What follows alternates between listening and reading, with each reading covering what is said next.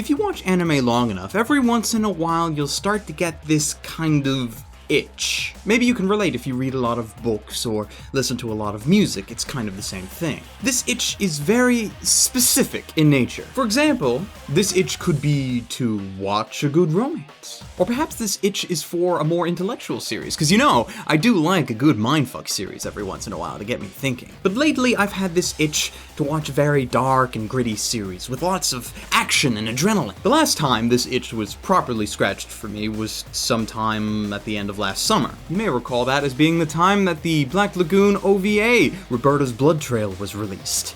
Coincidence? I think not. But nothing has been able to quite scratch that itch since, and it's rather depressing. Today we are looking at a series that is about the dark underworld of the arms trade. It is brought to us by White Fox, the same studio responsible for one of my favorite animes from a few years back, Steins Gate. Now, will it be able to scratch that itch?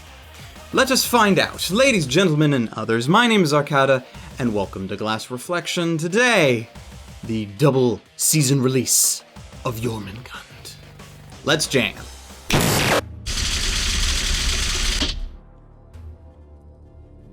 Coco Hekmatyar is an arms dealer. She and her ragtag band of merry mercenaries traverse the globe with munitions in hand, and things happen.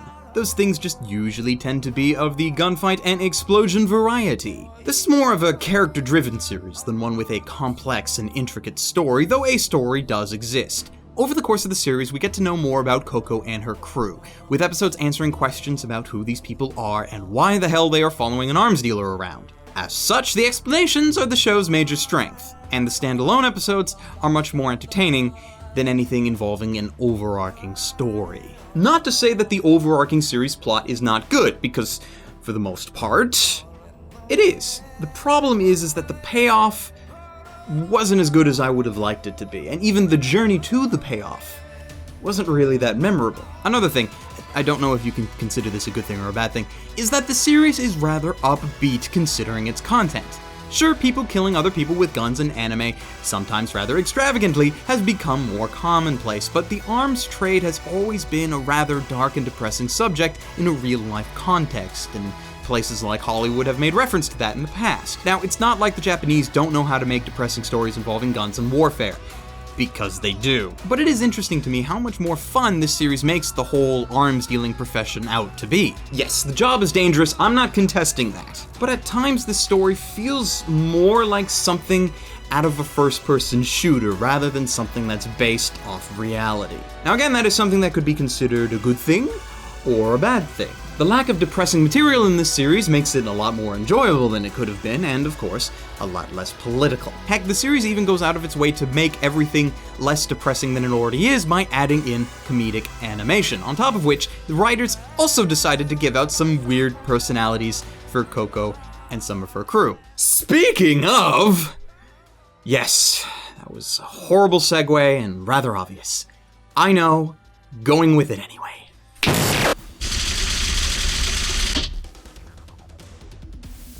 Let's start with the ringleader, shall we? Coco, as an arms dealer, can be cold and ruthless when she has to. Like, don't try to pay her off with drugs or anything. She doesn't like that. When she has to be, she is a stone-cold bitch, for lack of a better term. But Coco is also weird. Coco, bathroom's back that way.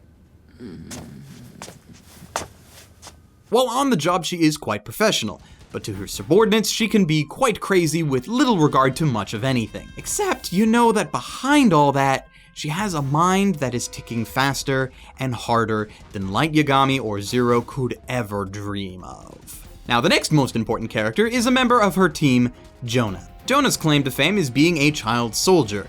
Not that anyone seems to care because he is crazy good at killing people. One problem though is that he openly admits to hating guns and the people who use them. I realize that sounds like a contradiction, cause it is. But the show spends the majority of Jonah's character arc explaining his reasoning and mindset, which in the end, sort of works out. He also acts as a sort of limiter for Coco, allowing her to act childish around him and alleviate a lot of built-up tension, which works rather well. As for the rest of Coco's team, they are comprised of elite soldiers from across the globe. former Polish military, Japanese covert ops, Delta Force. There were also some crackshot snipers, demolition experts, and one guy from the Mafia because, you know, why not? Most of them get at least one episode focused on them specifically so that we can better relate to them and what they do. It's just not everybody gets that episode in the spotlight. And really though, at times it feels like there's just too many of them to keep track of. This is especially so when the main plot kicks into overdrive, and most of these characters are moved into the heavily supporting role. But when they do get the spotlight, it is, well, rather glorious.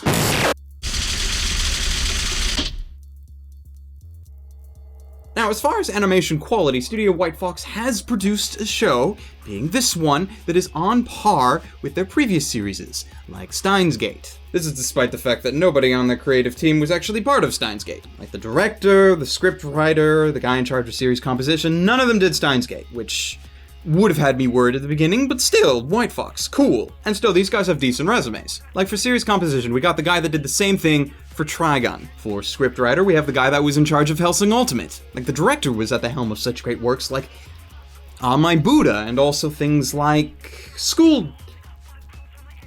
You know, I'm just gonna pretend I didn't read that, and we're gonna continue on. Visually, the show looks great, both in and out of fight scenes, in ways that, as much as I've been trying to avoid this comparison, remind me of Black Lagoon. Lagoon, however, had one major thing Jormungand does not. Jormungand is missing a whole lot of fucks. Ah, fucking fuck. Now, I realize when translating a dub, there is only so much, shall we say, flavor that you can add to a script. If the characters didn't swear in the original, they shouldn't swear in the dub. Okay, cool.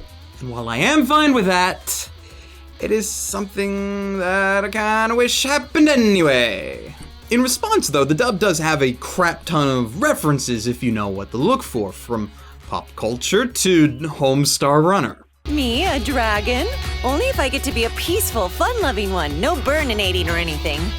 I like the music of the series a lot as well, not just because it was able to pump up the adrenaline like it should in an action series as this, but also because it had a bit of cultural flair to it depending on the location of where the episode took place.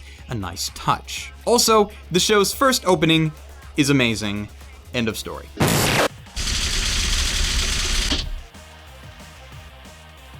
One may call this series disappointing, but that all relies on what you were expecting in the first place. If you were expecting something in the same vein and style as, say, Black Lagoon, then yeah, you're gonna be disappointed because Jormungand is not Black Lagoon. However, as a standalone series with aloof moments of comedy, it is actually pretty damn good. The standalone episodes about the various characters make up for a lot, purely based on the entertainment value of them alone. Yes, I complained about the overarching storyline, but as bad as it was, I've been witness to worse. I also have to give the series major props for avoiding the standard action girl trope of a slim yet a gorgeous woman who just happens to have, like, super strength and be on the battlefield for some reason. Granted, they bypass this by making the women more muscular than the men, and yes, their chest sizes are quite larger than average, but hey, baby steps.